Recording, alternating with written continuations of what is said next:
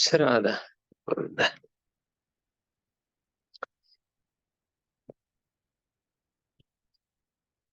प्रार्थना करेंगे।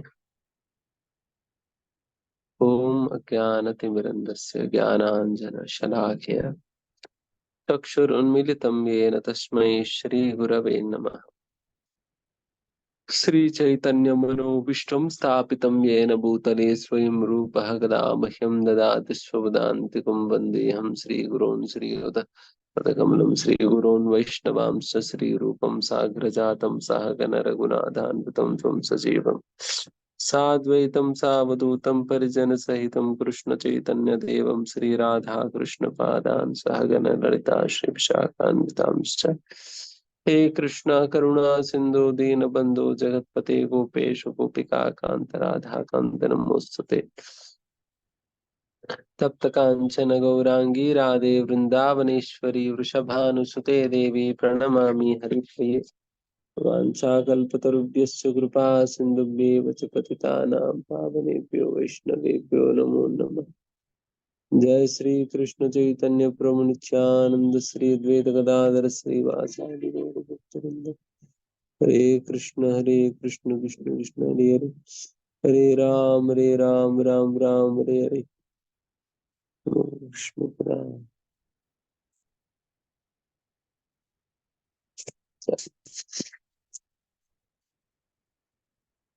राधा गोविंद।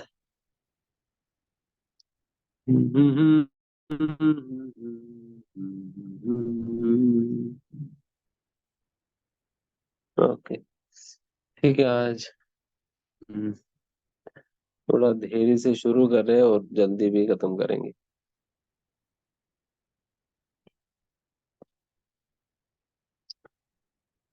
वैसा कई लोग ज्वाइन नहीं कर सके, शायद वो अटेंडेंस वाला सिस्टम चालू कर दिया ना। यस आप प्रभु, लोग आज से रजिस्टर करके आप लोग भी ज्वाइन किए होंगे अभी तक जितने भी आए हैं। पता नहीं कुछ सपोर्ट सिस्टम है या नहीं, जो लोग नहीं कर पा रहे।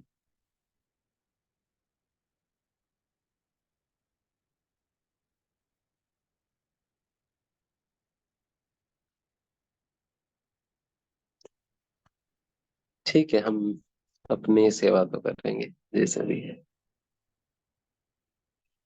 आगे अभी कौन सा श्लोक आप पढ़ रहे हैं क्या? 12th प्रभु। हरे कृष्णा प्रभु धन्यवाद।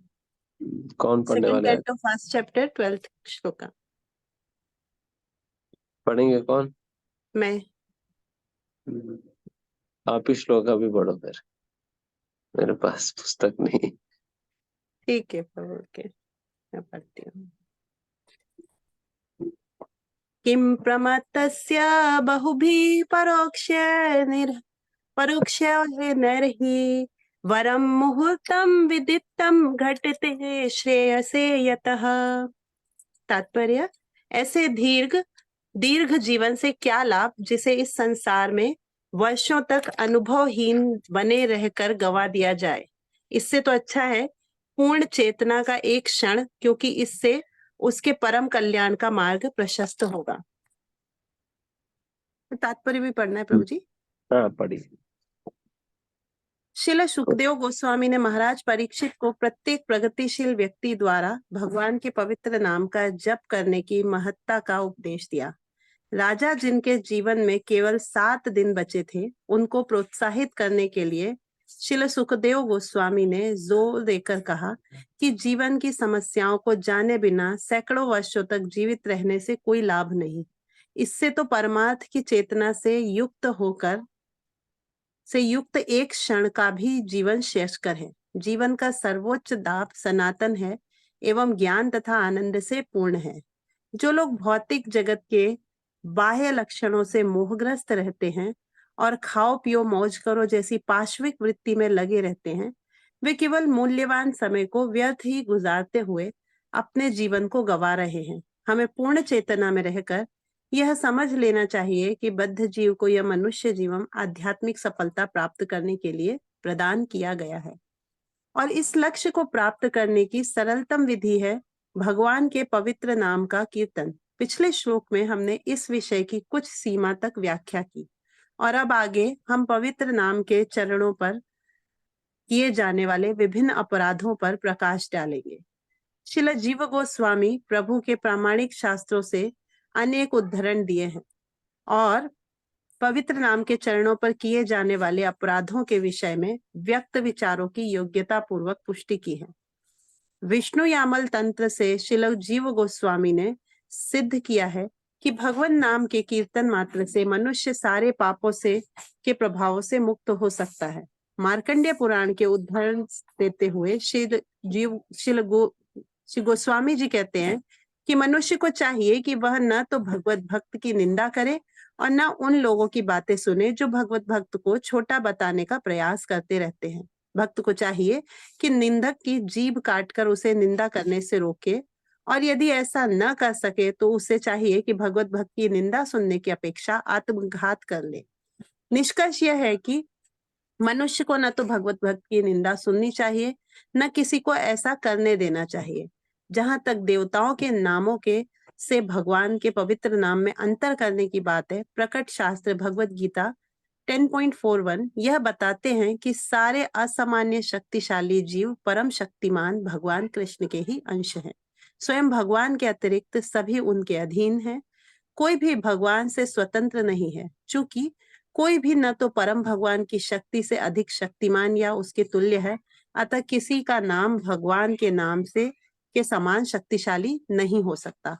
भगवान के पवित्र नाम के कीर्तन मात्र से मनुष्य समस्त स्रोतों के से एक ही समय घटित होने वाली नियत शक्ति प्राप्त कर सकता है। अतएव भगवान के परम पवित्र नाम की समता अन्य किसी नाम से नहीं करनी चाहिए। ब्रह्मा, शिव या अन्य शक्तिशाली देवता कभी परम भगवान विष्णु के समान नहीं हो पाते।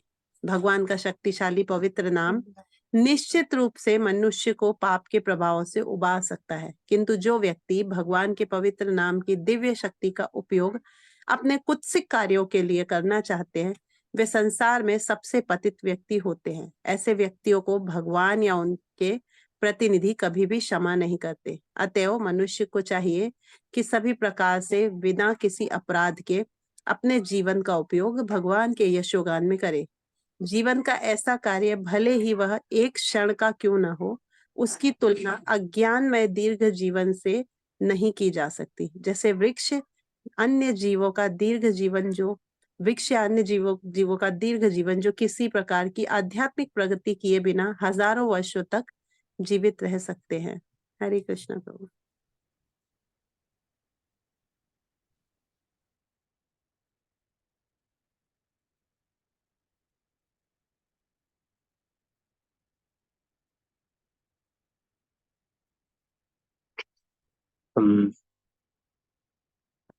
किम प्रमत्तस्य बहुभिः। बहुभिः मतलब अनेक अनेक।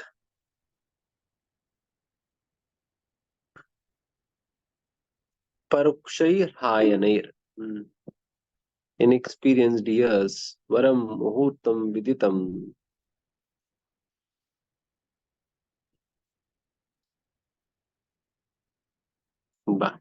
बेटर मोमेंट ऑफ परम मुहूर्तम विदितम। अगर एक क्षण के लिए भी अगर व्यक्ति जी है, बट वो पूर्ण चेतना के साथ, पूर्ण विकसित चेतना के साथ जी सके,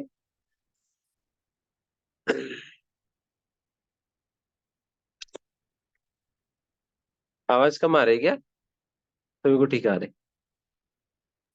ठीक आ रही प्रभु। यस प्रभु, ठीक है बस।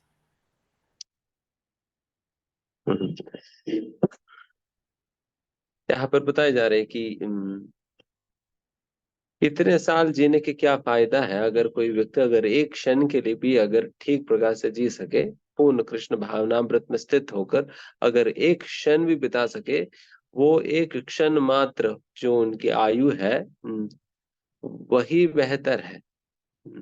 वही बेहतर है, ना कि इतने साल जीने से भी क्या फायदा। वैसे तो आज के समय पर सभी अपने आयु को बढ़ाने में लगे हैं।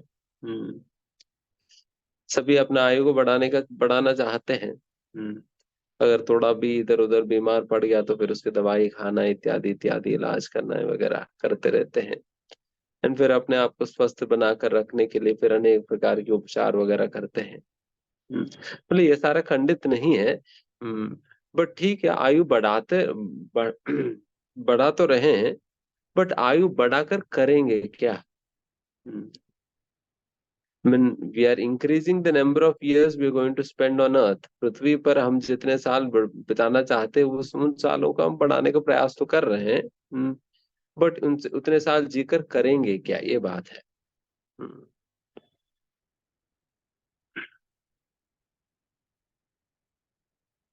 तो इसके संबंध में श्रील प्रभुपाद जी अक्सर एक छोटी सी कहानी बताते हैं।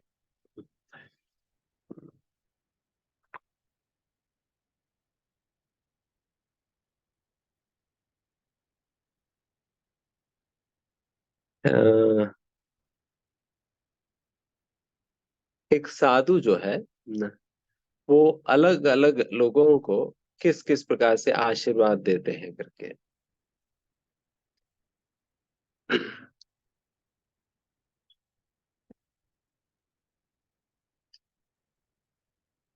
एक साधु जब एक राजकुमार से मिलते हैं, उन्हें किस प्रकार के आशीर्वाद देते हैं कि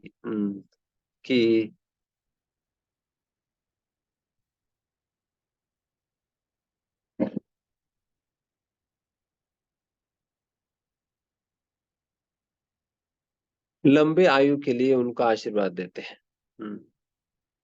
लंबे आयु का आशीर्वाद उन्हें देते हैं, बिकॉज ये राजकुमार जो है उनको इसी जीवन में जो भी भोग है भोग सकते हैं, फिर वो इतने सारे गलत कार्य कर रहे हैं जिसकी वजह से फिर आगे जाकर उनको उनकी पापमय कार्यों की वजह से आने वाली पाप कर्मों को भुगतना होगा। तो इसलिए जो भी भोग है अभी इसी जीवन में मिलने वाले, अगली तो तुम्हारी कराव है। तो इसलिए अभी जितना जीना है जियो। एंड वही एक समय राजा जो है एक कसाई से मिलते हैं। कसाई से मिलते हैं, उनको क्या आशीर्वाद देते हैं? माँ जीवा माँ मरा। तुम जीवो भी मत और मरो भी मत। उनको ऐसा कहते हैं कि तुम जियो भी मत और मरो भी मत। क्यों? दोनों ही तुम जीवित रहेंगे, जिस प्रकार की घृणित कार्य तुम कर रहे हैं वो और ज्यादा करते रहेंगे, जिसकी वजह से फिर तुम्हारा आगे आने वाला जीवन जो है बहुत ज्यादा खराब होने वाली है। एंड फिर मरो मत किस लिए? क्योंकि अभी आप मर जाएंगे, फिर अगला तो तुम्हारा ऐसा खराब अवस्था होगी कि फिर उसको बहुत ज्यादा दुख आपको भुगतना होगा। तो इस प्रकार से जिएंगे तो और ज्यादा पाप करेगा, और मरेंगे तो जितना पाप किया उसका भुगतना होगा। तो दोनों प्रकार से उनकी हालत खराब है। तो इसलिए फिर उनको ऐसा कह रहे हैं कि तुम जियो भी मत और मरो भी मत। एंड फिर एक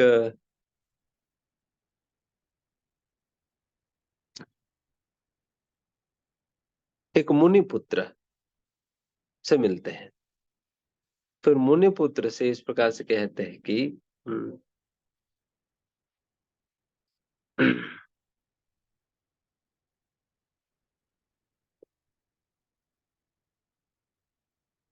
तुम जैसा मृत्यु आता है मर जाना ही बेहतर है।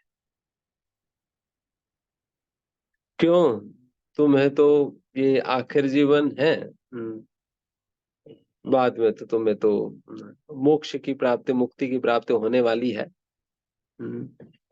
तो फिर यहाँ पर रहकर फिर यहाँ पर जितना समय रहेंगे फिर उतना समस्या रहेगी। पता नहीं कभी कुछ पतन हो गया तो दिन फिर वो मौका छूट जाएगी। इसलिए बेहतर है काम जल्दी खत्म करके निकल जाओ यहाँ से। काम जल्दी यहाँ खत्म करके जल्द से जल्द यहाँ से निकल जाओ, ताकि फिर वो पतन होने के चांसेस खत्म ही हो जाए। इस प्रकार से उनको कहते हैं। एंड फिर अभी चौथा भक्त से मिलते हैं। देन आप सोच रहे हैं कि उनको उनसे क्या कहेंगे। आपको समझ आ रहे, 3 लोगों से 3 प्रकार से साधु ने कहा, और भक्त से मिला, फिर भक्त से कहा कि तुम जी भी सकते हो और मर भी सकते हो, जो भी तुम्हारी इच्छा के अनुसार, जो भी हो कोई दिक्कत नहीं। क्योंकि जीते हुए क्या करेगा भक्त? भगवान का सेवा करेगा। मरने के बाद क्या करेगा? भगवान का सेवा करेगा। एक भक्त की स्थिति जीवित अवस्था में भी वही है, मरने के बाद भी वही है, तो इसलिए उनको कोई डर नहीं है। क्योंकि उनकी अवस्था तो बदलने वाला नहीं है ना। तो डर तब होगी जब हमारी अवस्था बदलने की, चेंज होने की संभावना होगी, कि पता नहीं अभी अगला क्या हो जाएगी करके। बट भक्तों के जीवन में तो अभी भी सेवा करेंगे और मरने के बाद भी सेवा ही कंटिन्यू करेंगे। उसमें कोई परिवर्तन नहीं है। इसलिए भक्तों में कोई उस प्रकार की भाई नहीं है। एक बार वैसे कहते कहते हम स्मरण आ रहे हैं, तिरुपति बालाजी का ही संबंधित एक छोटी सी वृत्तांत है। एक बार अनंताचार्य करके, रामानुजाचार्य के ही अन्यतम शिष्य थे अनंताचार्य, जिनको तिरुपति बालाजी का सेवा करने की सेवा दिया गया था। फिर अनंताचार्य अपने पत्नी के सहित वो तिरुपति चले जाते हैं। फिर वहां पर तिरुमला जाकर फिर वहां पर बालाजी की सेवा कर रहे थे। हालांकि आज के समय पे तो वहां पर सारा सुविधाएं तो है, बट उस समय तो बिल्कुल किसी भी प्रकार की सुविधा था ही नहीं। एंड केवल और केवल अनंताचार्य वो और उनकी पत्नी ही रह रहे थे वहां पर बेचारे। फिर वो अकेले ही जंगल में फिर भगवान की सेवा चालू किए थे। तो फिर इस प्रकार से करते करते फिर कुछ लोग और जुड़ गए थे। फिर वो लोग, कुछ और लोग जुड़ जुड़ जुड़ गए थे। देन फिर अनंताचार्य से वो लोग दीक्षा भी प्राप्त किया, तद्वारा अनंताचार्य के शिष्य बने थे। फिर वो अपना शिष्यों के साथ मिलकर, उनके शिष्यों के साथ मिलकर फिर सभी लोग जो है फिर भगवान की सेवा करने लगे थे। एक समय पर क्या हुआ, अनंताचार्य जी वे बालाजी को सबसे अच्छा लगता है फूलों की श्रृंगार, फूलों से श्रृंगार करना उनको काफी अच्छा लगता है। इसलिए हर दिन ही संध्या के समय बालाजी को फूलों से ही श्रृंगार किया जाता है। जिस प्रकार से जगन्नाथ जी को खाना अच्छा लगता है, उस प्रकार से बालाजी को फूलों को श्रृंगार अच्छा लगता है। तो इसलिए सबसे पहला कार्य जो अनंताचार्य तिरुपति में जाने के बाद जो किया है, वो एक फूलों की बगीचा को बनाना। और रामानुचार पहले से ही कहकर ही भेजे थे, आप पहले जाते ही एक कुआं खोदना। एंड फिर कुआं मतलब एक, व्हाट इज दैट, एक एक लेक नहीं, एक छोटा सा पॉन्ड, छोटा पॉन्ड जो होता है ना, वो छोटा सा तालाब खोद देना। और एक बगीचा भी बनाओ। देन फिर जाते सबसे पहला कार्य सेवा तो अनंताचार्य ने ही किया था। तब से आज तक भी वो फूलों की बगीचा है तिरुपति में, जो अनंताचार्य ने 1000 साल पहले शुरू किए थे। बगीचा 1000 सालों से वहां से फूल आ ही रहे हैं। आज आज तो बालाजी के लिए एक सेपरेट बहुत बड़ा बगीचा ही है, जहां से खूब सारे फूल उगते हैं। वहीं से ही बालाजी का सारा फूल बनकर आते हैं।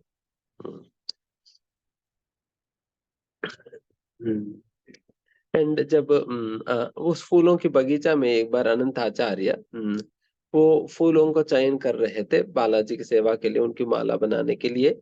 फिर वो फूलों का चयन कर रहे थे। चयन करते करते अकस्मात क्या हो गया कि एक बहुत एक सांप आकर अनंताचार्य को काट दिया। सांप आकर अनंताचार्य को काट दिया और अनंताचार्य क्या करने लगे, वो कुछ किए बिना अपना फूलों की माला बनाने में ही लगे थे।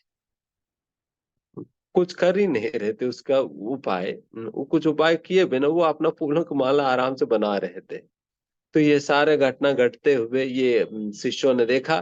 फिर शिष्य जाकर अनंताचार्य से निवेदन कह रहे हैं, अनंताचार्य जी आप गुरु महाराज देखिए, मतलब आपको इस प्रकार से ये सांप ने काट दिया है, ये विष जो है पूरे शरीर में फैलने के पहले ही आपको उसका निवारण कर देनी चाहिए, आपको उसकी दवाई ले लेनी चाहिए, जल्द से जल्द आप ले लीजिए करके फिर उनसे निवेदन करें। देन फिर उन्होंने सुना ही नहीं, उन्होंने सुना नहीं। देन फिर शिष्यों को समझ नहीं अभी करे क्या, तो अगर नहीं लेंगे तो देन फिर पूरा शरीर में विष फैल जाएगा और मर जाएंगे, तो फिर क्या करे। तो बहुत ज्यादा रिक्वेस्ट किया बट फिर भी अनंताचार्य ने लिया नहीं। तो फिर इन लोगों को कुछ समझ नहीं आया, फिर ये लोग भाग कर गए थे बालाजी के पास। फिर बालाजी के पास जाकर बालाजी को ही कंप्लेंट किए थे। देखिए आपका जो आपका अन्यतम सेवक जो है अनंताचार्य जी, वो फूलों के चयन करते करते जो है उनको एक सांप ने काट दिया। और सांप काट देने के बाद भी वो अपने आपकी सेवा छोड़ नहीं रहा, आपके लिए फूलों की माला बनाई जा रहे हैं। तो उनको हमने निवेदन किया कि उसका दवाई ले लेने का, बट वो ले नहीं रहे हैं। तो हम बहुत ज्यादा कई बार बता चुके बट फिर भी ले नहीं रहे। तो क्या करे करके वे सारा शिष्य जो है भगवान के पास ही जाकर फिर रोने लग गए थे। हम्म, हम्म। फिर इतने में क्या हुआ, अनंताचार्य ने वो अपना फूलों की माला जो भी बना रहे थे वो माला बना दिए थे और माला पहनाने आए थे बालाजी को। हम्म, माला पहनाने में जा-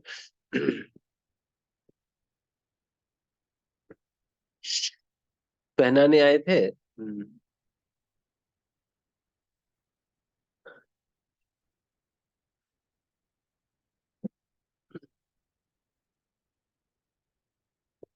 जब पहना रहे थे फिर बालाजी ने पूछा, मतलब बालाजी बात करते थे अनंताचार्य जी से, बात करते थे लिटरली। हम्म अनंताचार्य जी से पूछा कि अरे तुम्हें सांप काट दिया। फिर उन्होंने कहा हाँ सांप काट दिया मुझे। हम्म, सांप काट दिया तो फिर आप इतना आराम से सांप काट दिया करके क्या कह रहे हैं, अब दवाई क्यों नहीं लिया। हम्म, फिर उन्होंने पूछा कि मैं दवाई क्यों लूं। हम्म, अरे दवाई क्यों लेना, क्या है? सांप काट देने के बाद सारा विष अगर शरीर में फैल जाएगा तो मर जाओगे। हम्म, तो मरेंगे तो क्या दिक्कत है। उनकी बोलने देखिए, धैर्य। मरेंगे तो क्या समस्या है, अरे मरेंगे तो क्या समस्या है? कोई समस्या नहीं है, अरे क्या समस्या है। तो फिर अनंताचार्य ने कहा कि देखिए मरेंगे तो क्या समस्या होने वाली, अभी मैं आपकी सेवा कर ही रहा हूँ। आपको सेवा तो कर रहा हूँ। हम्म, अगर मर जाऊंगा देन जहां भी जाऊंगा वहां सेवा करूंगा तुम्हारी। हम्म, अगर वैकुंठ आऊंगा तो वैकुंठ में सेवा करता हूँ ना। तो फिर मरने से क्या फर्क पड़ने वाली है, कोई फर्क नहीं। पर कि ऐसा धैर्य के साथ जब बताने लगे तो भगवान हिल गए थे, उनके बोलनेस और उनकी धैर्य और उनकी विश्वास श्रद्धा को देखकर। देख करके ये क्या है उनकी धैर्य करके। बनने के बाद क्या हो जाएगी। मृत्यु से बचने के लिए सभी लोग इतना भाग कर रहे हैं, वही मृत्यु जब सामने आई तो उनके रिस्पॉन्स इस प्रकार से है, देखना। उनके रिस्पॉन्स इस प्रकार से है, वो सोच रहे हैं कि क्यों दवाई लेना है मुझे, क्योंकि मैं मरूंगा भी तो तुम्हारी तो सेवा करूंगा। तो इस प्रकार से एक भक्त की जो कॉन्स्टिट्यूशनल पोजीशन है, जो उनकी स्वरूप है, उनकी जो सेवा है, उसमें किसी भी प्रकार के अंतर नहीं पड़ने वाली है, अगर कोई व्यक्ति अगर मर भी जाए तो। तो इसलिए इसको एटर्नल फंक्शन कहा जाता है, इंटरनल पोजीशन, एटर्नल सर्विस कहा जाता है। शाश्वत सेवा है हमारी भगवान के प्रति। भगवान प्रति ये जो है हमारी शाश्वत सेवा है। इसलिए यहाँ पर जैसा कह रहे हैं कि इतने सारे साल जी कर भी आप अपना आयु को लंबा करने का प्रयास कर रहे हो।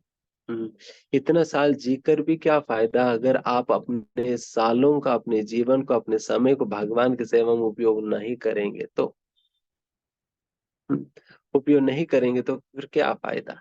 उससे बेहतर अगर कोई व्यक्ति अगर एक क्षण के लिए भी जी पाए, उस एक क्षण को भगवान की सेवा में पूर्ण रूप से उपयोग करके, पूर्ण सेवा करके अगर मरे तो तब भी बहुत फायदा है।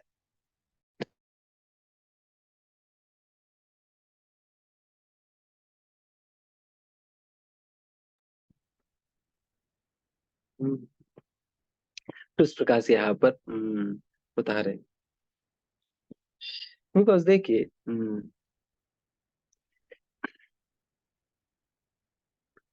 हमारे जीवन में जो भी समय है, जो भी समय है, अगर इस समय की सदुपयोग,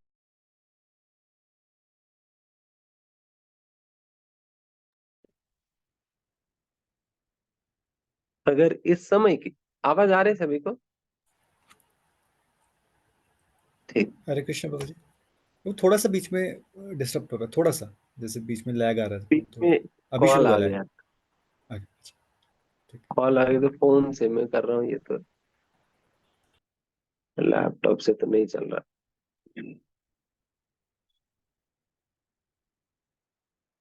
ठीक है। हम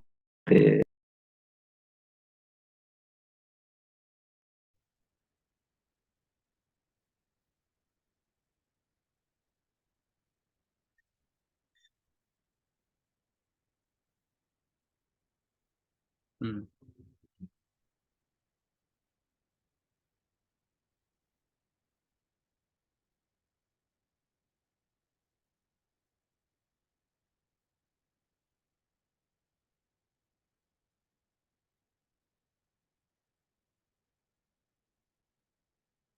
हाँ, हम ये बात कह रहे थे कि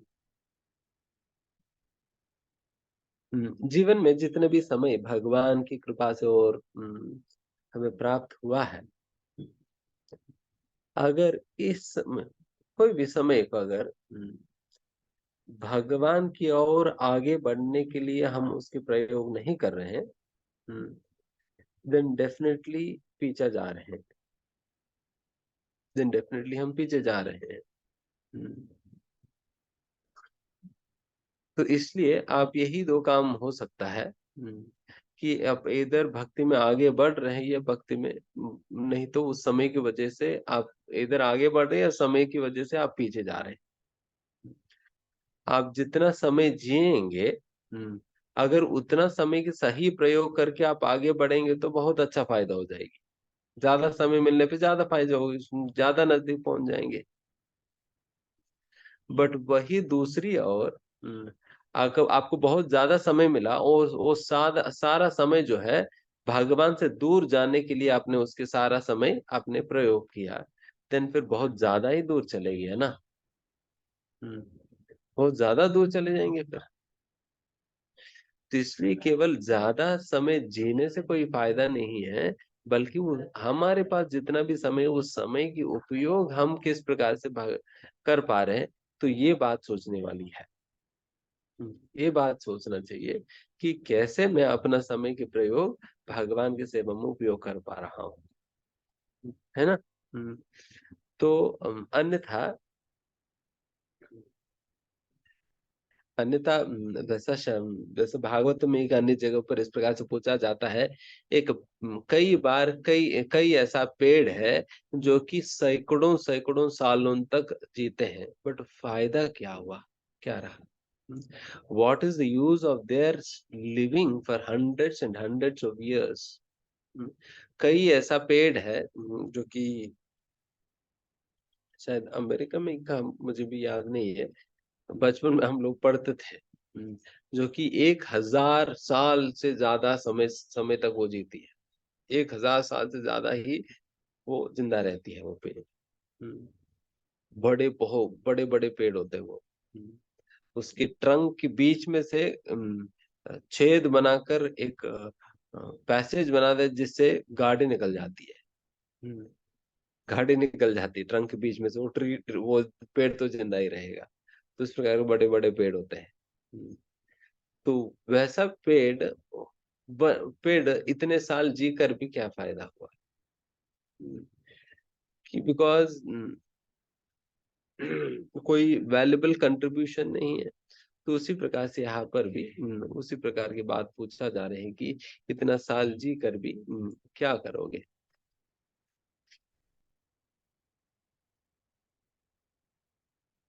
एंड यहाँ पर जैसे कह रहे फुल कॉन्शियसनेस, मतलब पूर्ण विकसित चेतना।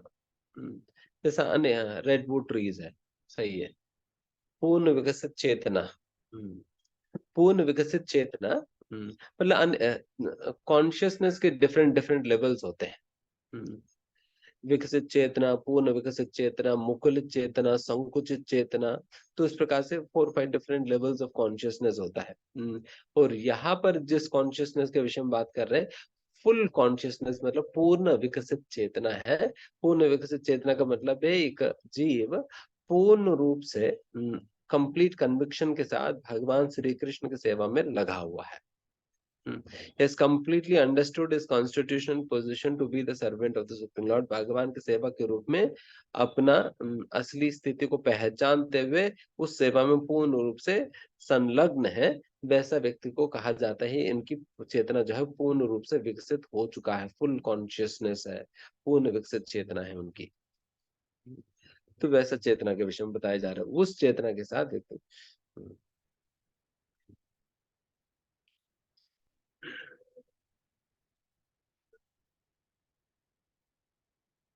एक बार श्रील प्रभुपाद जी से किसी ने पूछा कि प्रभुपाद जी, भक्त बनने के लिए कितना समय लगता है?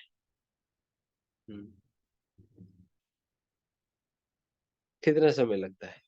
आप लोगों को क्या लगता है कितना समय लगेगा?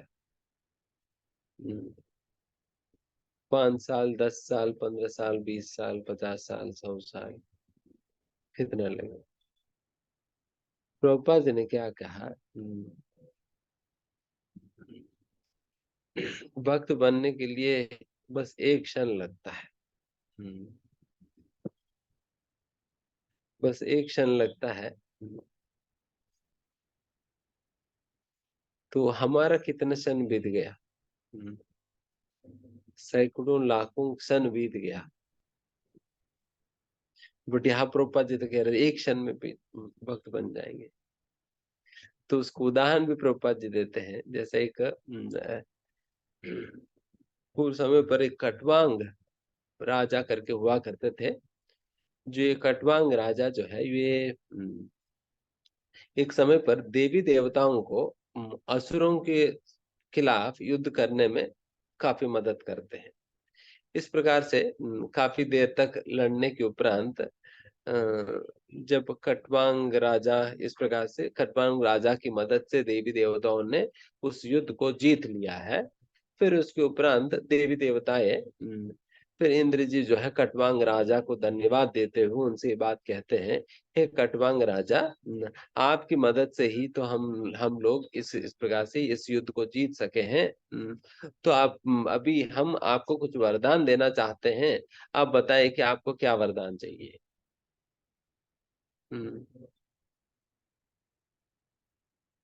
आप बताओ कि आपको क्या वरदान चाहिए? फिर खटवांग राजा ने क्या पूछा? खटवांग राजा ने पूछा कि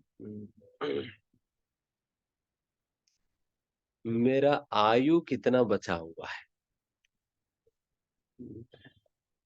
और फिर इंद्र ने कहा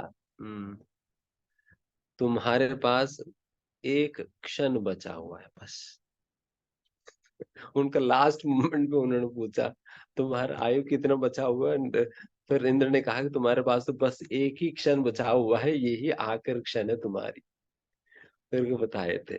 बस एक क्षण वो जिंदा रहने वाले थे खटवांग राजा। देन उतने ही समय में फिर खटवांग राजा ने क्या की, फिर अपने आंखें बंद करके फिर अपने पूरा ध्यान भगवान की ओर ले ले गए थे, एंड पूर्ण रूप से अपने सारे फोकस जो है भगवान के ऊपर लगाया। एंड फिर उस अवस्था में ही उन्होंने फिर अगला क्षण ही उन्होंने शरीर छोड़ा, एंड फिर भगवान को भी प्राप्त कर लिया। भगवान को भी प्राप्त कर लिया। तो इस प्रकार से उन्होंने एक क्षण में भगवान को प्राप्त कर लिया। तो फिर इनको उदाहरण देते हुए प्रभुपाद ने कहा कि देखिए इन्होंने तो एक क्षण में प्राप्त कर लिया, आप अपना देखो। आप अपना बताओ कितना क्षण लगेगा तुम्हारा। तो उस प्रकार से डेफिनेटली एक क्षण में भी भक्त बन सकते हैं, because it is all about simply accepting and surrendering. जिस क्षण आपने ठान लिया कि मैं तो भगवान को पूर्ण रूप से समर्पित कर दे रहा हूँ, एंड पूर्ण रूप से समर्पित कर देंगे, देन उसी क्षण आपकी उद्धार हो गया, खत्म, उद्धार हो गया। बस उस एक मोमेंट के लिए तो हम वेट कर रहे हैं ना, जिस समय वो निर्णय हम लेने वाले हैं कि now is the time I am going to surrender myself completely to Krishna. बस वो कन्विक्शन हमारे अंदर नहीं आ पा रहे हैं। बट खटवांग महाराज तो बिल्कुल तैयार बैठे हुए थे, जैसा उनको पता चला सारा फिर समर्पित कर डाला कि पूर्ण रूप से वो भगवान के ऊपर अपना ध्यान को लगा सका। तो उस प्रकार से so we are preparing for that moment. बस उस क्षण के लिए हम तैयारी कर रहे हैं, जिस क्षण हम इस प्रकार से हम बिल्कुल निर्णय लेंगे और निश्चय करेंगे कि मुझे अपने आप को पूर्ण रूप से भगवान श्री कृष्ण को समर्पित कर देना चाहिए। बस इस निर्णय के लिए हम वेट कर रहे हैं। तो इस प्रकार से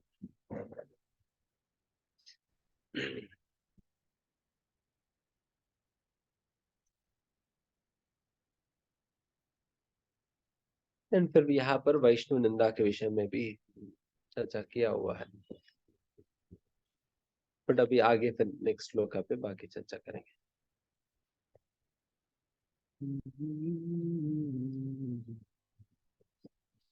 मेरे पास पुस्तक आ गया, मैं श्लोका पढ़ सकता हूँ। अभी खटवांग राजा का ही श्लोका है अगला, मैंने भी देखा। खट्वांग नामा राजर्षिर् ज्ञात्वे यत्तामिहायुषः मुहूर्तात् सर्वम् उत्सृज्य गतवान् अभयं हरिम्।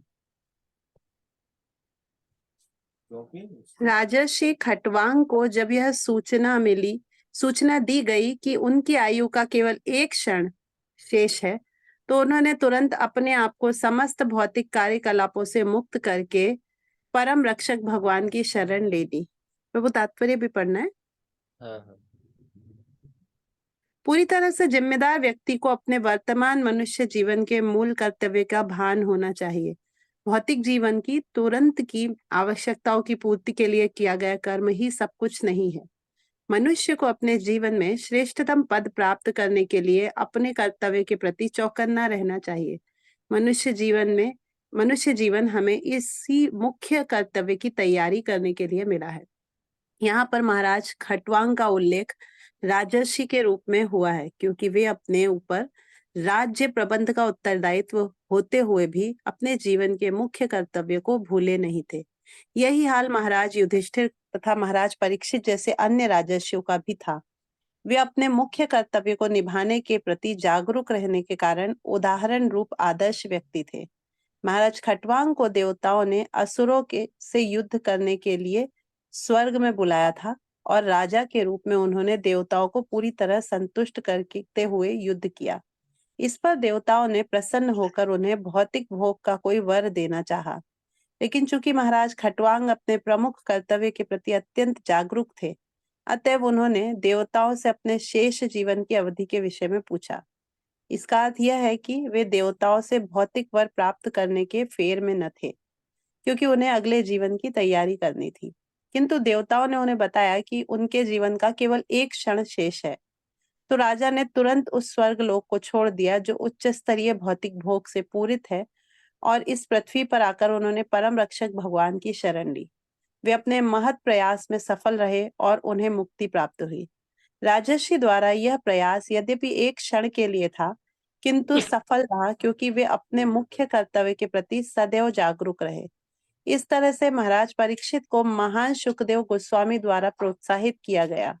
यद्यपि उनके जीवन के 7 ही दिन शेष थे, जिसमें उन्हें श्रीमद् भागवत के रूप में भगवान की महिमा श्रवण करने का मुख्य कर्तव्य संपन्न करना था। भगवान की इच्छा से महाराज परीक्षित को तुरंत शुकदेव गोस्वामी मिल गए, और आध्यात्मिक सफलता का जो महान कोश वे अपने पीछे छोड़ गए हैं, उसका उल्लेख श्रीमद् भागवतम में सुंदर ढंग से हुआ है। हरे कृष्णा प्रभु। हरे कृष्ण। जैसे यहाँ राजा के विषय में बता रहे हैं, वो हालांकि चला, फिर वो अपना सारा ध्यान बाकी भौतिक वस्तुओं को हटाकर भगवान के ऊपर लगाकर फिर उस चेतना में उन्होंने अपना शरीर त्यागा। तद्वारा वो भगवान को प्राप्त किया। फिर उसके विषय में प्रभुपाद जी तात्पर्य में कमेंट करते हुए क्या कहा, प्रभुपाद जी ने कहा कि वो सदैव जागरूक थे अपनी जीवन की सर्वोच्च कर्तव्य को लेकर, because he's always cautious about his prime duty so that's why he was able to focus at the end. तो उसी प्रकार से अगर वो व्यक्ति अपना चेतना को पूर्ण रूप से भगवान के ऊपर आखिर समय पर लगा पाएगा, जो सदैव जागरूक रहेगा भगवत भक्ति को लेकर, अपनी जीवन की सर्वोत्तम उद्देश्य को लेकर जो सदैव जागरूक रहेगा, वही व्यक्ति अपना ध्यान को फोकस कर पाएगा। डेफिनेटली ऐसा तो नहीं होने वाले कि सडनली कोई व्यक्ति जो है भगवान के ऊपर ध्यान लगाने लग गया, बट उसके लिए कटवांग राजा ने भी तो जीवन भर उन्होंने अभ्यास किया, तभी तो वो इस प्रकार से भगवान को इस आकर्षण पे फिर वो अपना ध्यान को भगवान को लगा सके। इसलिए हमें भी जीवन भर ही इसकी अभ्यास करना होगा। एंड तभी तो भगवान गीता में भी तो कहते हैं ना, तस्मात् सर्वेषु कालेषु माम स्मृति च। अब इसलिए अर्जुन, आप हमेशा अगर मुझे आप आखिर समय में स्मरण करना चाहते हो, उसके लिए अभ्यास आपको जीवन भर ही करना होगा। जो भी कार्य करते हुए मेरे स्मरण करने की अभ्यास तुम्हें जीवन भर करना होगा, तब जाकर ही आप अंतिम समय पर मेरे स्मरण कर सकोगे। तो उस प्रकार से यहाँ पर भी कटवांग महाराज जो है भगवान के स्मरण आखिर समय पे कैसे कर पाए, बिकॉज उन्होंने सदैव अपने मुख्य कर्तव्य को लेकर बहुत जागरूक रहती, वॉज ऑलवेज अलर्ट। तो इसलिए वो भगवत स्मृति, भगवान को स्मरण कर सके आखिर समय पर, है ना। तो इस प्रकार से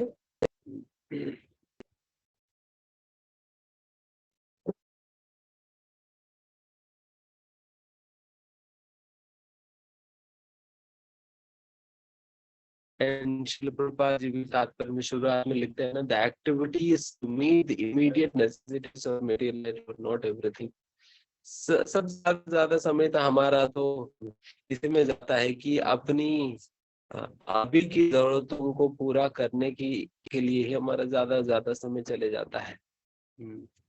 एंड उसी में ज्यादा समय चले जाने के कारण हमें भगवत भक्ति करने के लिए बहुत ज्यादा समय बचता नहीं है, जिसके कारण हम पर्याप्त मात्रा में जो साधन भक्ति का अभ्यास करना होता है वो समय हम दे नहीं पाते हैं। इसलिए हमें अपना जीवन को ऐसा सुव्यवस्थित करनी चाहिए जिससे धीमे धीमे हम ज्यादा समय भगवत भक्ति के लिए दे सके, ज्यादा समय भगवत भक्ति के लिए दे सके। उस प्रकार से हम अपना जीवन को व्यवस्थापित करना होगा। And one has to closely analyze each and every aspect of his life. उनके जीवन के हर समय एनालाइज देखना होगा कि मैं इस कार्य को कैसे करूं जिससे भगवान के स्मरण करते हुए मैं ये कार्य कर सकूं। हर कार्य के विषय में इस प्रकार सोचना होगा कि मैं इस कार्य को किस प्रकार से करूं जिससे इस कार्य करने के दौरान मेरी भगवान की स्मृति बढ़ते रहे। जैसे मान लीजिए कि एक सिंपल एक्टिविटी है, आप बाइक चला रहे हैं, बाइक चलाते हुए भगवत स्मरण कैसे कर सकते हैं, तो पहले से सोचना चाहिए।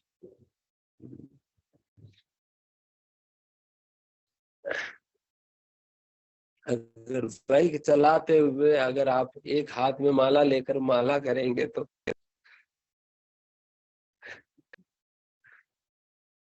मैंने देखा है कुछ भक्तों को वैसे देखा है कि एक तो कार वाला तो हमने देखा ही है, बट बाइक वाला भी देख लिया हमने।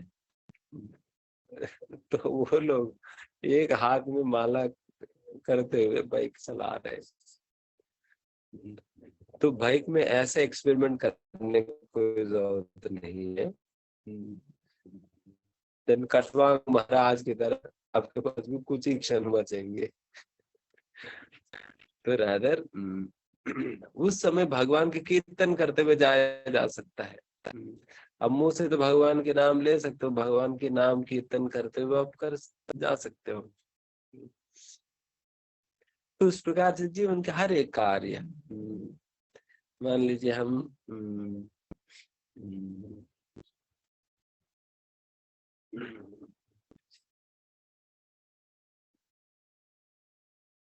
ऑफिस के काम से कोई ट्रिप में जाना पड़ेगा, मान लो ऑफिस के काम से कोई ट्रिप में जाना पड़ेगा।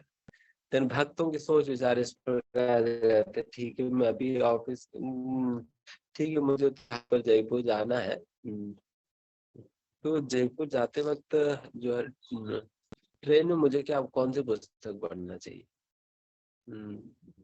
मुझे कब कब समय मिलेगा पढ़ने के लिए, और मैं कौन सा लेक्चर में सुन सकता हूँ। एंड तो उनकी सोच विचार इसी प्रकार से ही चलेगा, उनको बुद्धि ही इस प्रकार की है। उनको बुद्धि इस प्रकार की है, तो सोचता है इस प्रकार से हर चीज को। मैं अभी ये करने मतलब यहाँ जा रहा हूँ तो मैं क्या करूंगा, वहां पर किस प्रकार से भगवान की सेवा इस दौरान हो सकता है। तो उनका सोच विचार इसी प्रकार से चलता है, इसलिए उन लोगों को पागल कहते हैं। जो कुछ चैतन्य महाप्रभु ने भी कहा ना ईश्वरपुर से कि ये मंत्र मतलब ये मंत्र पढ़ते पढ़ते जब जब जो है वो पागल ही बनते हैं करके। इन पागल लोग इसी प्रकार से सोचते हैं, उनको कोई भी कार्य दे फिर वो वापस वही सोचेगा, उनको कितना भी समझाओ फिर भी वो वही सोचेगा जो सोचना था। तो इस प्रकार से यहाँ ये भक्त भी वो हमेशा भगवान की सेवा के संबंधित ही सोच कि मैं क्या करूं, भगवान की सेवा मैं क्या कर सकता हूं अभी, है ना। तो इसलिए हमें अपना जीवन में कोई भी समय व्यर्थ नहीं गंवाना चाहिए। एंड वैसा ये एक भक्तों का जो अनेक गुणों में एक गुण है जिसे कहा जाता है अव्यक्त कालत्वम। अव्यक्त कालत्व मतलब वो अपने समय को कभी भी व्यर्थ कामों में कार्यों में व्यतीत नहीं करते हैं। is very careful to utilize every moment of his life, is very careful to utilize every moment of his life in the service of the Lord. वो अपने जीवन के हर एक क्षण भगवान की सेवा में उपयोग करने के लिए बहुत बहुत सतर्क रहता है, ताकि उनसे कभी भी कोई ऐसा क्षण ना हो जिससे वो व्यर्थ करे भगवान की सेवा किए बिना। And what is the best utilization of the time? Best utilization of the time तो यही है, any moment that we utilize to chant the names of God, of Krishna, is the best utilization of the time, and those moments which we pass by without chanting the names of Krishna are the greatest loss. जो भी क्षण भगवान के नाम लिए बिना हम बिता दे रहे व्यर्थ में ही, तो वो क्षण हमारा जीवन का सबसे बड़ा नुकसान है। एंड जिन क्षणों को भगवान की नाम स्मरण करने के लिए उपयोग कर पा रहे हैं, उस क्षण हमारा जीवन की सबसे बड़ा लाभ है। तो इस सिद्धांत के अनुसार ही व्यक्ति अपना जीवन को व्यतीत करता है, एंड वैसे ही करनी चाहिए। इसलिए हर समय ही भगवान के नाम लेने का अभ्यास करते हुए जीना चाहिए। तभी तो भगवान कह रहे हैं ना, अनुस्मर युद्ध, अच्छा युद्ध करते हुए भी मेरे स्मरण करो, युद्ध करते हुए मेरे नाम लो, है ना। तो इस प्रकार से ठीक है, आगे बढ़ते हैं।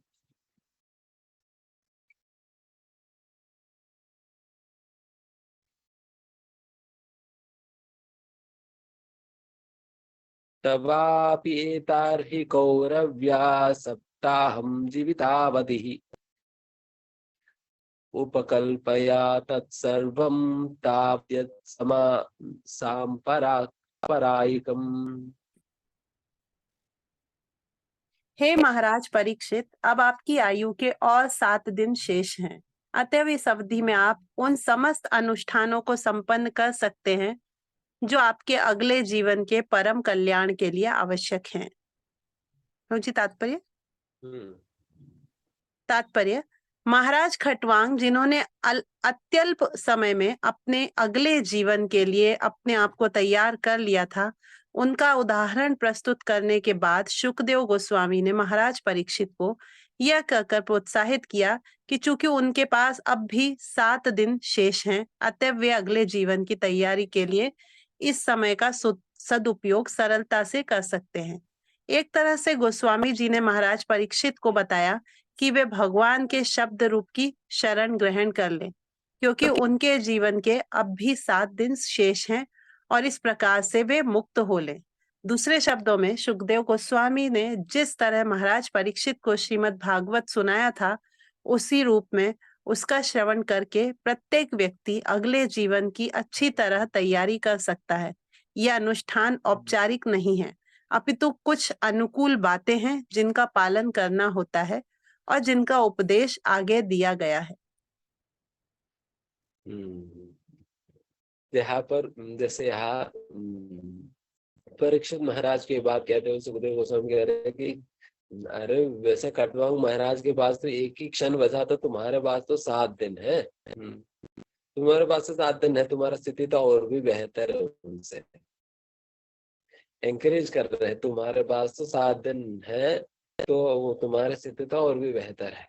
कटवांग राजा से भी तुम्हें 7 दिन मिला हुआ है अपनी तैयारी करने के लिए, तो इसलिए आप 7 दिनों में अनेक प्रकार के कार्य करके दिन फिर मतलब आप इस भागवत श्रवण करके अपनी तैयारी कर सकते हो भगवत प्राप्ति के लिए करके यहाँ पर सुखदेव गोस्वामी परीक्षित महाराज को उपदेश कर रहे हैं।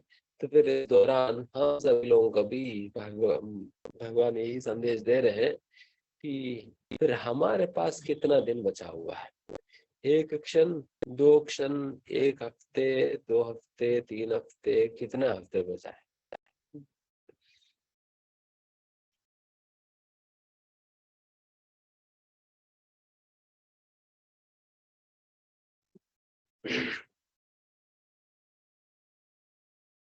यही बहुत बड़ा विडंबना है इस सृष्टि में, जिसे एक बार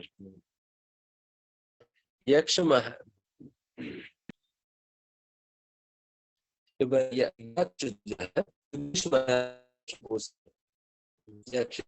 महाराज से प्रश्न पूछते हैं कि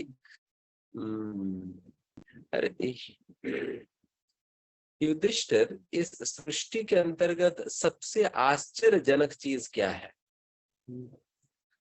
What is the most surprising thing in this entire universe? इस पूरी सृष्टि में सबसे ज्यादा आश्चर्यजनक चीज क्या है? उसके लिए युधिष्ठिर महाराज कहते हैं कि सृष्टि के अंतर्गत सबसे ज्यादा आश्चर्यजनक चीज यही है कि हर कोई उनके सामने ही उनके सारे रिश्तेदार, मित्र इत्यादि इत्यादि इत्यादि जो है मरते हुए, निकलते हुए देख रहे हैं, इतने सारे लोग मरते हुए देखने के बावजूद भी व्यक्ति ऐसा सोचता है और ऐसा जीवन जीता है कि एज इफ वो उनकी यहाँ पर ही परमानेंट सेटलमेंट होने वाली है।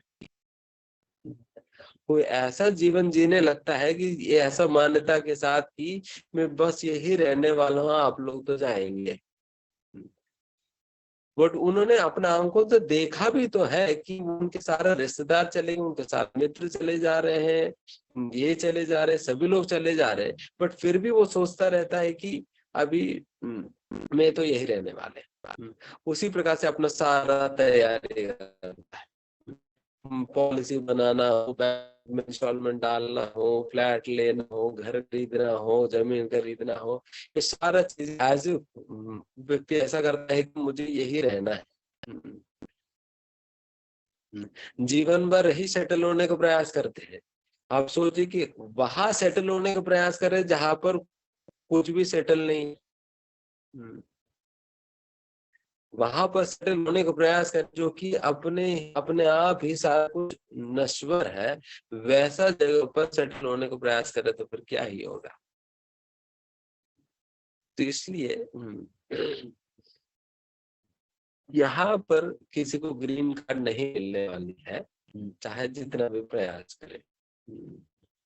यहाँ ग्रीन कार्ड नहीं मिलेगा, परमानेंट रेसिडेंट नहीं बन पाएंगे यहाँ पर। वो सभी को निकलना है। सभी को टेम्पररी कार्ड पे ही, टेम्पररी वीजा पे ही आए हैं, विजिटिंग वीजा पे आए हैं, तो विजिटर ही है। जैसा समय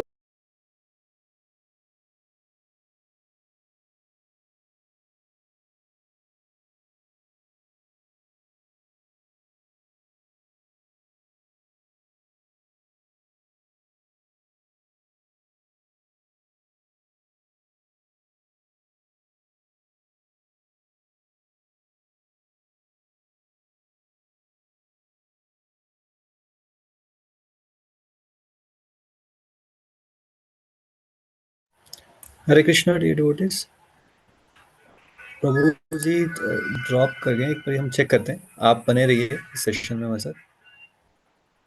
प्रभु जी के साथ एक बार हम चेक करते हैं, शायद ड्रॉप किसी वजह से। हरे कृष्णा।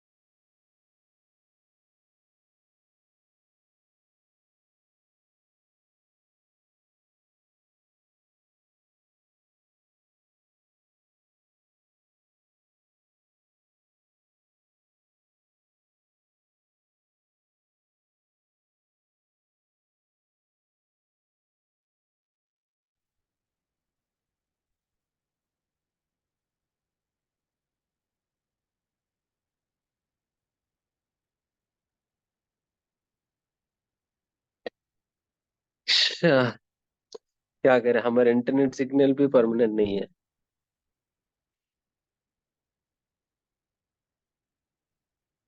ये भी चेंज होता रहता है।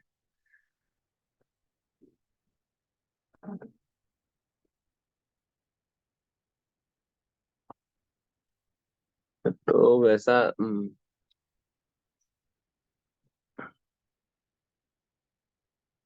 इसलिए जितना भी समय हमें दिया हुआ है, one should make the best utilization of his time in serving Krishna, rather than doing every other thing and leaving no time for Krishna.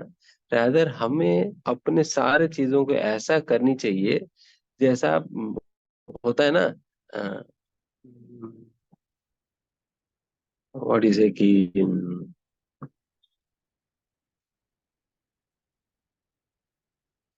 जब हमें कुछ बहुत जरूरी काम करना होता है, तब हम क्या करते, बाकी सारे काम जो है बहुत जल्दी जल्दी कैसे भी करके खत्म करके हम निकलना चाहते हैं। हम्म, उसी प्रकार से ही हमेशा ही इस मोड में रहना चाहिए। बाकी सारा चीजें हमें ऐसा कर देना होगा जैसा ठीक है, चल जाए चीजें, चल जाए। तो इस प्रकार से टू कीप इट गोइंग, तो इस प्रकार से चलाते हुए हम अपना सारा फोकस जो है भक्ति में लगाना चाहिए, उस प्रकार से जीवन जीना चाहिए। हम्म, अगर वहां पर अगर परफेक्शन, बट मोस्टली लोग क्या करते हैं कि वहां पर परफेक्शन लाने का प्रयास करते हैं, वहां पर परफेक्शन लाएंगे तो दिन फिर यहाँ पर तो छूट ही जाएगी फिर। ये तो छूट जाएगी। इसलिए बाकी चीजें तो हम काम निपटाने की तरह हमें निकाल देना चाहिए, बट सारे फोकस तो भगवत भक्ति में आगे बढ़ने के लिए हमें उसके लिए समय देना चाहिए, उस प्रकार से जीवन जीना चाहिए। बाकी सारे काम तो जल्द से जल्द काम चलाने के लिए, बट फोकस सारा भगवत भक्ति पे हो, है ना। देन फिर हम यूटिलाइज कर पाएंगे, समय बचा पाएंगे। अगर हम अपनी भोग करने की बहुत व्यवस्था करने लगे, जैसे मान लीजिए कोई कपड़ा कपड़ा खरीदने गया, और कपड़ा खरीदने में ही 1-2 दिन लगा दी, 10 शॉपिंग मॉल घूमा, ये ठीक नहीं है, वो ठीक नहीं, ये ट्राई किया, वो ट्राई किया, ये भी ठीक नहीं, सारे सभी लोगों को फेल कर दिया, हम्म, सारा ब्रांड्स को फेल कर दिया, और 2 दिन पूरा घूमा, फिर लास्ट में एक कपड़ा खरीदा। अगर व्यक्ति कपड़ा खरीदने के लिए 2 दिन लगा दे, दिन फिर तो उनके लिए भक्ति के लिए समय क्या बचेगा। हम्म, उसी प्रकार से हर चीज को हाँ ऐसा करनी होगी कि निपटाओ, जल्दी कम कम खत्म करो, फिर निकलो यहाँ से।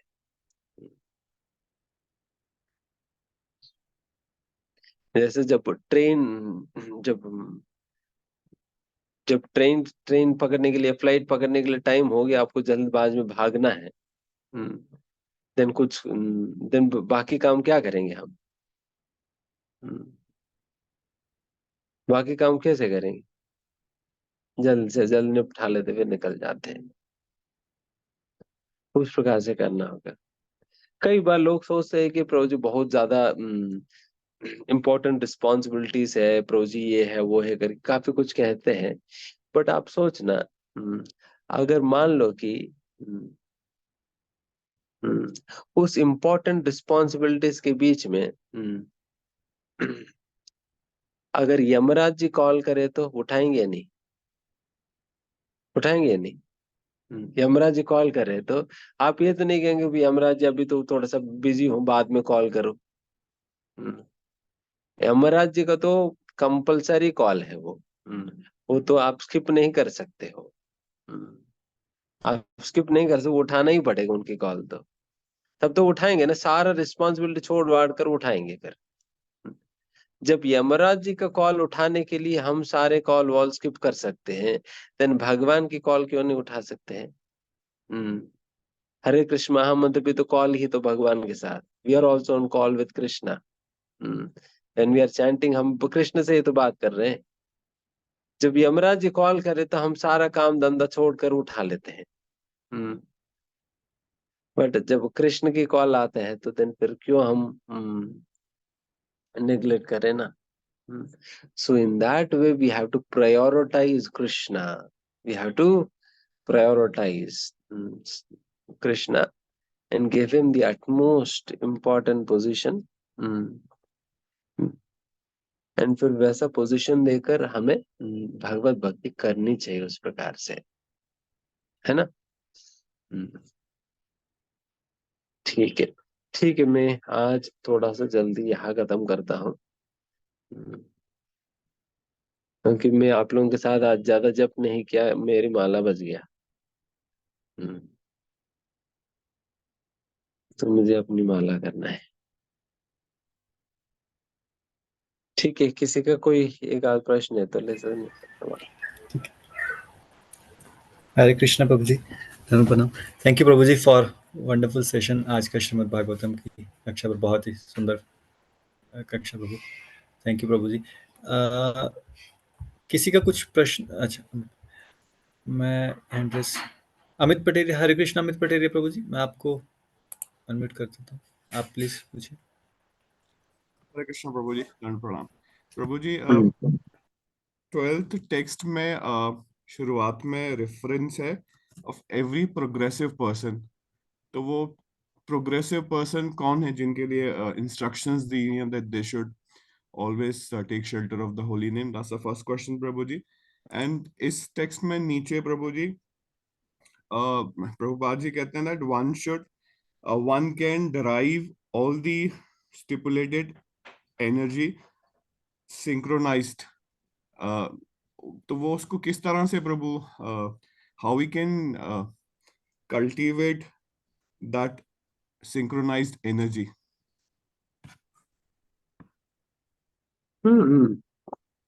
It is easy.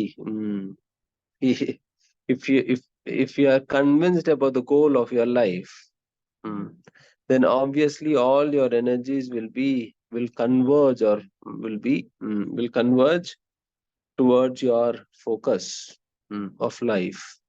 अगर आपको अपना जीवन के लक्ष्य को लेकर आपको बिल्कुल क्लियर है, श्रद्धा है, निश्चय है, मेरा जीवन को तो यही लक्ष्य है, करके जिनको पूरा श्रद्धा है उनके ऑब्वियसली सारे एनर्जीज कन्वर्ज होंगे, वही जाएगा सारा एनर्जी।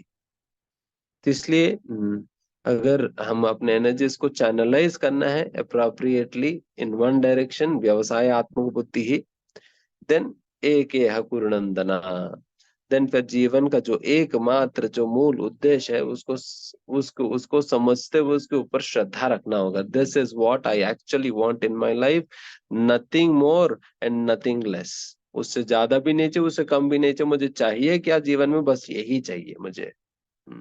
जब तक ये नहीं मिलेगा तो मैं शांत नहीं बैठने वाला। तो इस प्रकार से जिसने टान लिया है वो तो फिर अपना सारा जान लगा देगा पर अपना सारा जान लगाकर भगवान की सेवा करेगा, भगवान की भक्ति करेगा। So such people nothing can stop them. वैसा लोगों को तो कोई नहीं रोक सकता, ना कोई परिस्थिति रोक पाएगी, ना कोई व्यक्ति रोक पाएगा, ना कुछ रोक पाएंगे, बिकॉज उसने ठान लिया कि मुझे तो यही करना है बस। चाहे तुम्हें जो करना है करो, बट मुझे तो यही करना है। So this is what. And apart from that, first you were asking something.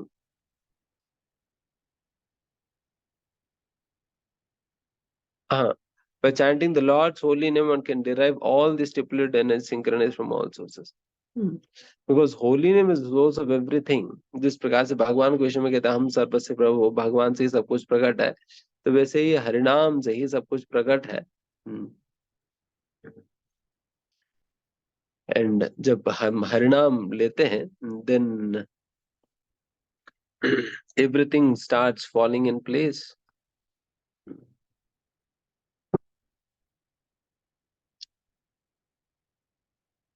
इसके पहले भी आप कुछ और पूछ रहे थे ना?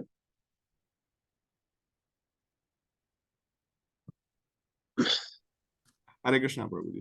प्रभु जी, मैं ये पूछ रहा था प्रभु जी, जो पर्पट की शुरुआत होती है वहां पे प्रभुपाद जी कहते हैं ना, Srila Sukhdev Goswami instructed Maharaj Parikshit about the importance of chanting the holy name of Lord by every progressive gentleman. So this reference to, or these instructions are for every progressive gentleman. So who are these progressive gentlemen, Prabhuji? That's what I wanted to understand. Progressive gentlemen are those who are really interested in advancing in spiritual life. Okay. जो आध्यात्मिक जीवन में progress करना चाहते हैं, तो वैसा लोगों को ही, वही सज्जन है। और कौन सज्जन है? बाकी सारा दुर्जन है।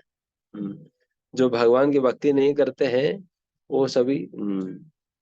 प्रभुपाद जी तो एक प्रवचन में तो खूब अच्छा से यही कहते हैं कि everybody is rascal except a devotee. Everybody is a rascal. I can prove that करके फिर प्रभुपाद जी श्लोक का कोट करते। See here I am not saying, Krishna is saying that he is a rascal, who is not a devotee is a rascal. तो फिर gentleman तो वही है, भक्ति जेंटलमैन है जो आध्यात्मिक जीवन में आगे बढ़ना चाहते हैं। तो फिर वे इस प्रकार से उन लोगों को तो निश्चित रूप से भगवान के नाम लेनी चाहिए, बिकॉज भगवान श्री कृष्ण के नाम लेने पे यही सारा सारा जिस प्रकार से भगवान श्री कृष्ण सभी लोगों का आधारभूत या मतलब स्रोत है, उसी प्रकार से भगवान के नाम ही सारे नामों का आधार है। इसलिए यहाँ पर कह रहे हैं कि सारा एनर्जी सिंक्रोनाइज हो जाता है। जैसा शिव जी का नाम लेंगे, शिव जी का भक्ति करेंगे तो फिर उनसे एनर्जी आएगी, इनका करेंगे तो उनसे आएगी, बट जब भगवान के नाम लेते हैं देन सभी से आएगी, सभी से आएगी, everybody is going to support, उस प्रकार से। ठीक है, नेक्स्ट। एक मिनट। क्विक। हरे कृष्णा ऋतुमुखी जा माता जी। हरे कृष्णा प्रभु जी। हरे कृष्ण। यस माता जी। प्रभु जी मेरा क्वेश्चन एक्चुअली थोड़ा सा जो आपने बताया था ना कि एक क्षण में मतलब कैसे भगवत प्राप्ति हो जाती है या कैसे हम भगवान की शरण में चले जाते हैं, क्योंकि भक्ति तो जैसे बचपन से ही इंसान को कहते हैं ना करना चाहिए, 5 वर्ष की अवस्था से ही। तो जैसे हम लोगों को तो इतना समय निकल गया, तो हम तो अब एक्चुअली जागे हैं, लेकिन प्रभु जी कैसे मतलब एक क्षण में कैसे, मुझे थोड़ा सा क्लियर ये समझ में नहीं आया प्रभु जी इसलिए मुझे थोड़ा डाउट हो रहा है। देखिए माता जी, ऐसा कोई डेफिनेट टाइम नहीं है भक्ति करने के लिए इतना साल लगेगा करके, कोई डेफिनेट टाइम नहीं है। किसी को कोई जो है जैसे हमने कई भक्तों को देखा है कि जिनको जो हमसे मिलते हैं फिर कहते प्रभु जी कितना माला करो, कहते कि 4 माला।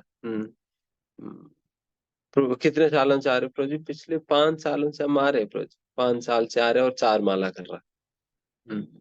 तो उनको 4 माला पे पहुंचने को 5 साल लग गया। वही कोई ऐसा भी भक्त होते हैं कि जो केवल एक ही महीने में 16 माला करना शुरू कर दिया। एक ही महीने में 16 माला करना शुरू कर दिए थे। तो वो लोग उनको तो एक ही महीने लगा 16 माला पे पहुंचने के लिए, बट यहाँ पर एक व्यक्ति को 5 साल लग गया 4 माला पे पहुंचने के लिए। तो यहाँ पर टाइम डेफिनेट नहीं कि इतना समय लगेगा करके भक्ति करने के लिए, रादर आप कितना श्रद्धा के साथ आप इन बातों को स्वीकार कर रहे हैं। एंड कई ऐसे भी होते हैं कि जो कि केवल एक दिन में ही 16 माला करने में शुरू कर देते हैं, एक दिन में ही बस आया, जुड़ा, सुना, समझ आया तो तुरंत शुरू कर दिया, तुरंत शुरू कर दिया। तो उस प्रकार से भी कई लोग होते हैं। तो उस प्रकार से व्यक्ति कितना सीरियसली उन बातों को टेकअप करके उसको अपना आत्मसात कर रहे हैं, तो उसके ऊपर निर्भर है। अगर आत्मसात करने में 1 महीने लगा देन फिर 1 महीने उनको लगेगा, और 10 साल लगा, 50 साल लगा, 100 साल लगा, 100 जन्म लगा, तब भी नहीं किया तो फिर नहीं किया। अगर यहाँ पर तो अगर कोई व्यक्ति हो, ये भी हो सकता है कि बस उसने एक बार प्रवचन सुना, फिर उसी समय उन्होंने निश्चय कर लिया कि यही सही मार्ग है, मुझे इसी पर ही चलना है करके फिर वो अपने आप को पूर्ण रूप से समर्पित कर दिया। उनके लिए तो बस एक प्रवचन सुनने के लिए समय लगा, बस इतना ही। तो इस प्रकार से कई लोग इस प्रकार से जो एक बार में ही भगवान को पूर्ण रूप से समर्पित कर देते हैं, तो ऐसा लोग है। तो इस प्रकार से डिपेंड्स अपॉन कि हम कितना देर में हम उन बातों का आत्मसात कर पा रहे हैं। ठीक है, ओके, ठीक है, फिर यहाँ पर समाप्त कर देते हैं। हरे कृष्णा। हरे कृष्णा प्रभु जी, धन्यवाद, प्रणाम। Thank you Prabhu ji for your wonderful session on Shrimad Bhagavatam कक्षा। तो एक बारी हरे कृष्णा डियर डिवोटीज, एक बारी हम सभी प्रभु जी का धन्यवाद करते हैं हरे कृष्ण महामंत्र बोलकर हम सभी। Hare Krishna Krishna Krishna Hare Hare, Hare Ram Ram Ram Ram Hare Hare. Thank you Prabhu ji for your association. ठीक है, हरे कृष्णा डियर डिवोटीज। तो आज का समराइज थोड़ा हम कर लेते हैं, उसके बाद कक्षा को विराम दे देते हैं। तो आज हमें प्रभु जी ने जो बताया, जो हमने श्रीमद् भागवतम से प्रभु जी ने जो सिखाया हमें, वो यही था कि हमें अपने जीवन का सदुपयोग करना चाहिए, जीवन के हर लम्हे का सदुपयोग करना चाहिए, है ना। और हर हर हर टाइम हमें भगवान का स्मरण रहना चाहिए। तो ऐसा नहीं रहना चाहिए कि हम लंबी आयु जी रहे हैं पर हम भगवान से विमुख हैं, ऐसा नहीं रहना चाहिए। लाइफ कितनी भी हो पर वो भगवान की सर्विस में रहनी चाहिए, यही हमने सीखा। और वो सर्विस में कैसे रहेगी, हमें पहले कृष्णा को प्रायोरिटाइज करना पड़ेगा, लॉर्ड कृष्णा को प्रायोरिटाइज करना पड़ेगा अपनी लाइफ में। और फिर उनकी सेवा कैसे होगी, उनके नाम का जप करके, उनके नाम का कीर्तन करके हर समय। तो यही टाइम का हमारा सदुपयोग है मनुष्य जीवन का। हर किसी के हर मनुष्य के जीवन का जो टाइम है उसका सदुपयोग इसी चीज में है ना, कि कृष्णा को प्रायोरिटाइज करना, कृष्णा का स्मरण करना हमेशा, है ना। तो भक्त जो होता है, डिवोटी जो होता है, उसका इस जीवन में यही गोल रहता है, और उसका नेक्स्ट जीवन में, है ना, आध्यात्मिक जीवन में भी यही गोल रहता है कि वो भगवान की सेवा ही करे, है ना। नेक्स्ट जीवन मतलब आध्यात्मिक जीवन में भी वो यही चाहता है। तो वो अपने टाइम का हमेशा सदुपयोग करेगा। तो वही है। तो लाइफ हमेशा पेड़ जैसी लंबी लाइफ अगर है हमारी, पेड़ों जैसी लंबी लाइफ है, बट कॉन्शियसनेस पेड़ जैसी है, तो वो फायदे वाली बात नहीं है, क्योंकि ह्यूमन का, मनुष्य का जो गोल है वो उसमें पूरा नहीं हो पाएगा। वो क्या, कृष्ण प्रेम प्राप्त करना, है ना। तो लंबी लाइफ हो तो हमेशा हमें भगवान को स्मरण करना ही चाहिए, हमें अपने जीवन को कॉन्शियसनेस ऑफ कृष्णा में ही जीना चाहिए। तो यही हमने आज प्रभु जी से सीखा, है ना, श्रीमद् भागवतम की कक्षा में। तो फिर हम नेक्स्ट क्लास में श्रीमद् भागवतम की कक्षा में प्रभु जी के साथ फिर से मिलेंगे। आप सभी का आज की कक्षा में जुड़ने के लिए बहुत बहुत धन्यवाद। वांछा कल्पतरुभ्य कृपा सिंधुभ्येव च पतितानां पावनेभ्यो वैष्णवेभ्यो नमो नमः। अनंत कोटि वैष्णव वृंद की जय। श्रील प्रभुपाद की जय। निताय गौर प्रेमानंदे। हरि हरि बोल। हरे कृष्णा डिवोटीज। Thank you.